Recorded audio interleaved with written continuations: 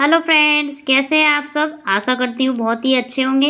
बहुत बहुत स्वागत है आप सभी का आपके ही अपने यूट्यूब चैनल में, है ना। आज हम पढ़ने वाले हैं विधायक के प्रकार। जो विधेयक होते हैं वो कितने प्रकार के होते हैं, है ना, और ये कैसे पारित होते हैं। जो विधेयक होते हैं वो संसद में पारित, आखिर कैसे विधेयक जो है संसद में पारित होते हैं, सब सारी की सारी प्रक्रिया आज हम पढ़ने वाले हैं।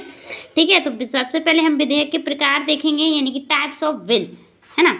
तो विधेयक कितने प्रकार के होते हैं, तो 4 प्रकार के होते हैं। साधारण, जैसे कि इसमें भी लिखा हुआ है, साधारण विधेयक, वित्त विधेयक, संविधान संशोधन विधेयक, है ना, और धन विधेयक।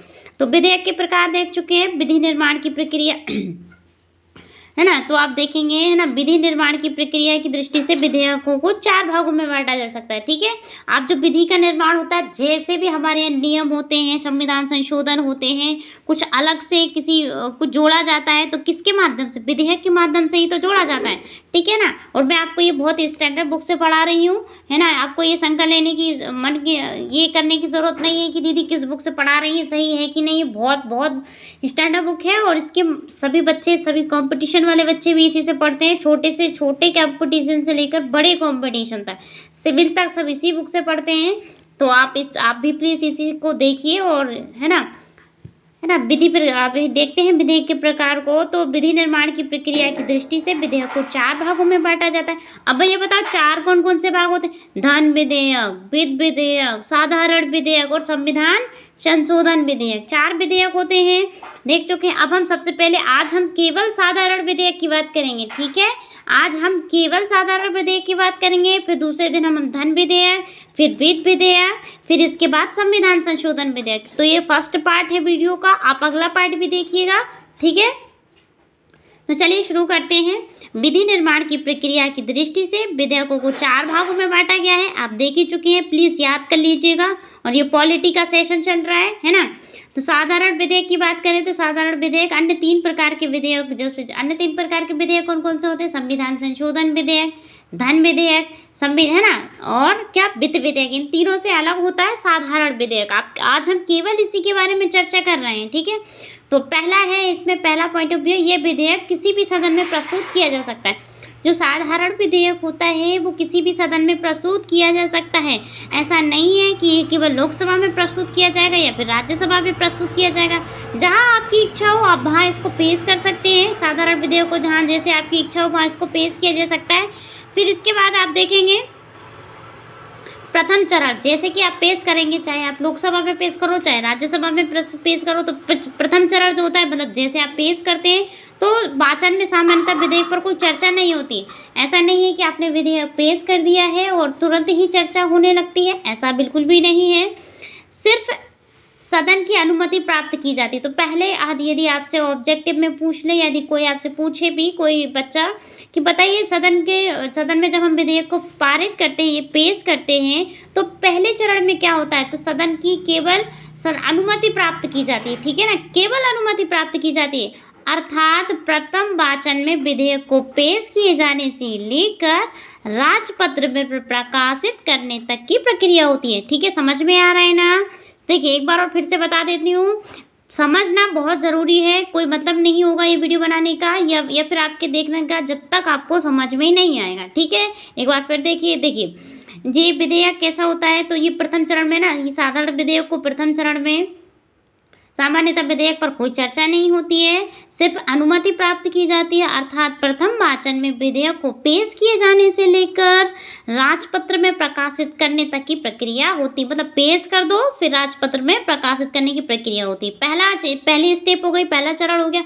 द्वितीय स्टेप में क्या होता है, द्वितीय स्टेप देखिए, द्वितीय स्टेप में यानी कि दूसरे चरण में विधेयक के सभी उपबंधों पर चर्चा होती है। भैया आप देखो, पहले चरण में तो कोई चर्चा नहीं हुई है, लेकिन विधेयक के दूसरे चरण में बहुत ज़्यादा चर्चा होती है। और इस चरण के अंतर्गत विधेयक में 3 उपचरणों से होकर गुजरता है। कितने उपचरणों से होकर गुजरता है, तो 3 उपचरणों से होकर गुजरता है।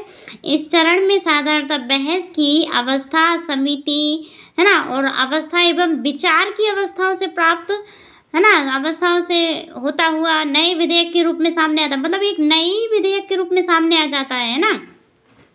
अर्थात संशोधन प्रस्तावों पर मतदान करने का पूरे कार्य जो है पूर्ण कर लिया जाता है।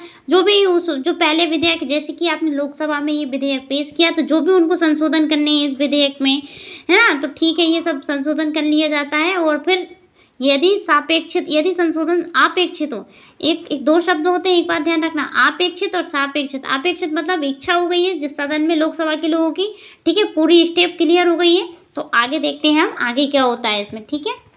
चलिए ठीक है, यहाँ से शुरू करेंगे। तो इसके बाद क्या होता है, तीसरा वाचन शुरू हो जाता है। तीसरे वाचन में संपूर्ण विधेयक को स्वीकार या अस्वीकार करने के संबंध में चर्चा होती है। भैया देखो, दूसरे चरण में तो विधेयक 3 उपचरणों में होकर बैठ जाता है, लेकिन तीसरे वाचन में संपूर्ण विधेयक को स्वीकार या अस्वीकार करने के संबंध में चर्चा होती है। भैया बताओ, मतलब ये सा कि हम इसको स्वीकार करना चाहिए या नहीं स्वीकार करना चाहिए, ठीक है। इस चरण में कोई भी संशोधन नहीं किया जा सकता, या तो आप इसको स्वीकार कर सकते हैं या अस्वीकार कर सकते हैं, ठीक है। इसमें कोई संशोधन नहीं कर सकते आप, ये पहले ही करना था आपको दूसरे चरण में ही, ठीक है। यदि सदन का अपेक्षित बहुमत का समर्थन कर देता है, यदि सदन है, आप ये जो अपेक्षित बहुमत का सदन जो समर्थन कर देता है, तो विधेयक पारित हो जाता है। लोकसभा से आपने पेश किया है, लोकसभा में या राज्यसभा में पेश किया तो भी पारित हो जाता है। जैसे कि राज्यसभा में पेश किया, पारित होने के तत्पश्चात ये दूसरे सदन के पास भेजता है। राज्यसभा में सारी प्रक्रिया हो गई है, पारित हो गया है, अब ये लोकसभा के पास भेजा जाएगा। उदाहरण के तौर पर बता रही हूँ, इस समय सदन में इस समय क्या होता है, दूसरे सदन के पास जो हमारा लोकसभा है, अब इसमें जाएगा तो इसके पास निम्न विकल्प होते हैं, है ना। क्या क्या होते हैं, विधेयक को बिना किसी संशोधन के पारित कर दे। पहले ये चाहे तो बिना किसी संशोधन के पारित कर सकता है। कुछ विधेयक मतलब कुछ संशोधनों सहित प्रथम सदन को वापस भेज दे। भैया कुछ संशोधन कर दे और पहले सदन के पास, राज्यसभा के पास वापस कर दे और बता दे कि देखो हमने ये संशोधन किए हैं। विधेयक को अस्वीकार कर दे, जरूरी नहीं है कि लोकसभा राज्यसभा ने जो विधेयक पारित किया है उसको स्वीकार ही करे, अस्वीकार भी कर सकती है। विधेयक पर कोई कार्रवाई ना करे। भैया देखो, पढ़ा भी रह सकता है, समझ रहे हैं ना, वीडियो समझ में आ रहा है ना, पढ़ा भी रह सकता है ना, जरूरी नहीं है कि उसको पारित ही करे। तो चार ऑप्शन होते हैं उनके पास, विधेयक को पारित कर सकता है, कुछ संशोधनों के साथ वापस भेज सकता है, ठीक है। विधेयक पर कोई कार्रवाई नहीं हो सकती, वो चाहे तो उसको पड़े रहने देंगे, है ना। तो ये आपके विधेयक दोनों सदनों की बात चले तो मतलब दूसरे सदन के पास इतने ऑप्शन रहते हैं। जब पहले सदन से विधेयक पारित होकर जब दूसरे सदन में जाता है तो उसके इतने काम कर सकता है, वो विधेयक को अस्वीकार कर सकता है, स्वीकार कर लेता है, कोई कार्रवाई नहीं करता, या फिर कुछ संशोधनों सहित उसी में पुनः भेज देता, जो जैसे राज्यसभा में पुनः भेज देगा, लोकसभा में आता।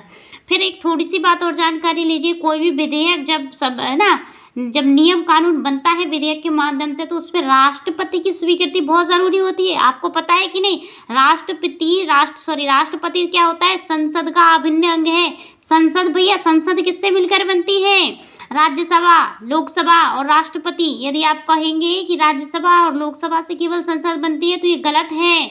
राष्ट्रपति भी संसद में शामिल होते हैं। नोट यहाँ पे एक देखिए, यहाँ पे लिखा हुआ है, नोट डाल के लिख दिया गया है कि दोनों सदनों, यदि इस विधेयक के संबंध में यदि गतिरोध भी उत्पन्न होता है तो आप संविधान संशोधन बुला सकते हैं, है ना।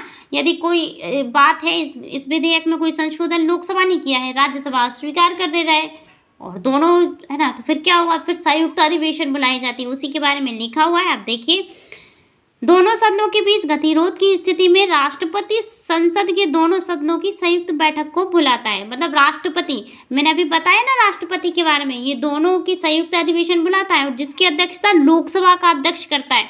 देखिए भाई, लोकसभा लोकप्रिय सदन होता है, प्रथम सदन होता है, ठीक है। थोड़ी सी तो लोकसभा को थोड़ी सी ज़्यादा शक्तियाँ प्राप्त होती है ना।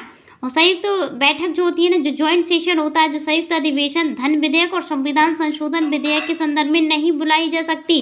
जो संयुक्त अधिवेशन होता है वो संविधान संशोधन विधेयक या धन विधेयक के संदर्भ में नहीं बुलाया जा सकता है। ये केवल साधारण विधेयक एवं वित्त विधेयक के मामले ही में ही बुलाया जा सकता है। जैसे कि हम जब साधारण विधेयक पढ़ रहे हैं, यदि इसमें कोई गतिरोध उत्पन्न हो गया है लोकसभा और राज्यसभा के बीच, तो बिल्कुल संयुक्त अधिवेशन बुलाएगी, राष्ट्रपति के द्वारा बुलाई जाएगी और जिसकी अध्यक्षता लोकसभा के अध्यक्ष करेंगे और उसका नियम भी लोकसभा के अनुसार ही होगा। इस बैठक की उपस्थिति और मतदान करने वाले सदस्यों के बहुमत से विधेयक पारित हो जाता है तो इसे दोनों सदनों द्वारा पारित मान लिया जाता है। अब जो भी संयुक्त अधिवेशन में जितने भी सदस्य आ जाए ठीक है। जब संयुक्त अधिवेशन में यदि कोई गतिरोध उत्पन्न हो जाता है इस विधेयक को लेकर दोनों सदनों में, तो संयुक्त अधिवेशन बुलाया जाएगा, है ना, और विधेयक पारित हो जाते हैं और फिर इसे दोनों सदनों द्वारा पारित मान लिया जाता है। और जो मतदान करने वाले जो सदस्य होते हैं ना, उनके द्वारा यदि विधेयक पारित हो, यदि बहुमत कर देंगे, यदि वो पारित हो जाएगा तो दोनों सदनों द्वारा पारित मान लिया जाता है। अच्छा, इसमें एक और है, राष्ट्रपति की थोड़ी सी रहती है। इसमें आप देखिए राष्ट्रपति की स्वीकृति की भी बात करेंगे। क्या राष्ट्रपति सभी विधेयकों पर अपनी स्वीकृति देने के लिए बाध्य होता है या नहीं है? मतलब राष्ट्रपति की कोई इच्छा है कि नहीं यहाँ पे कि वो अपनी स्वीकृति दे या नहीं दे?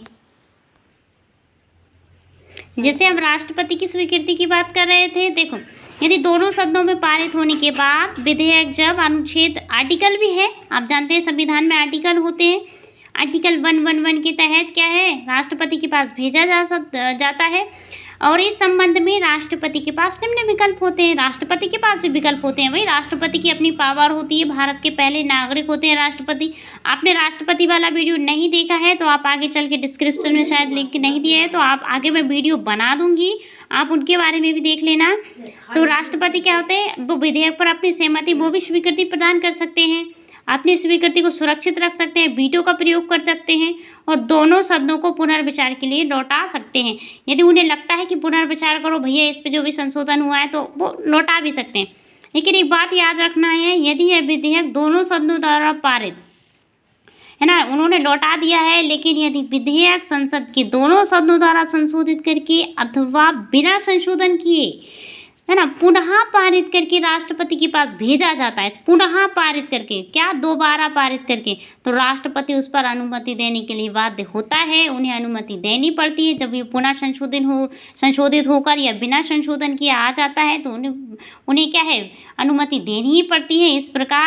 इस प्रकार क्या है, इस प्रकार राष्ट्रपति अपनी सहमति दे देता है तो विधेयक क्या है, अधिनियम बन जाता है ना। यदि आप चाहे तो इसको आर्टिकल के रूप में परिभाषित किया जा सकता है, अधिनियम के रूप में परिभाषित किया जा सकता है।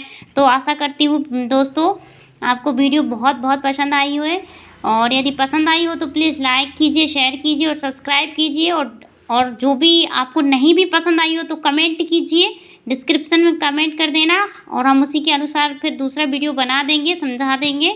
धन्यवाद।